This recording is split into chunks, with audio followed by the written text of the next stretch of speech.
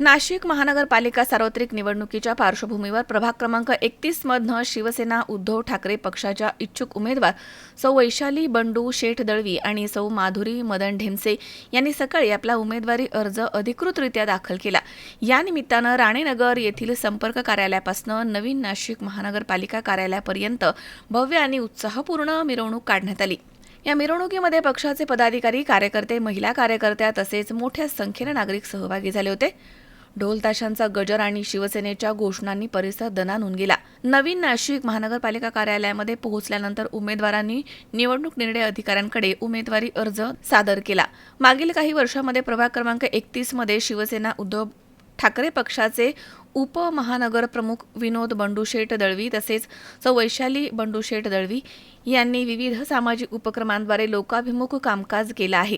मोफत वैकुंठ रथ सेवा, मोफत अँब्युलन्स सेवा, आरोग्य तपासणी शिबिरं तसेच रोजगार शिबिरांच्या माध्यमातून अनेक नागरिकांना दिलासा देण्याचं कार्य देखील त्यांनी केलं। सामाजिक, सांस्कृतिक आणि धार्मिक उपक्रमांचं सातत्यानं आयोजन त्यांनी केलं आहे आणि नागरिकांशी थेट संवाद साधला आहे।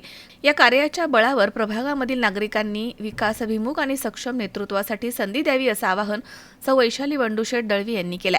माधुरीताई ढेमसे तसेच वैशालीताई दळवी या आज उमेदवारी अर्ज दाखल करत आहेत। तर नक्कीच सर्वांना एक विनंती आहे की एक सुशिक्षित आणि सुसंस्कृत अशा दोन उमेदवार आपल्याला या युतीने दिलेले आहेत। तर सर्वांनी यांना साथ द्या, प्रचंड मताने विजयी करा।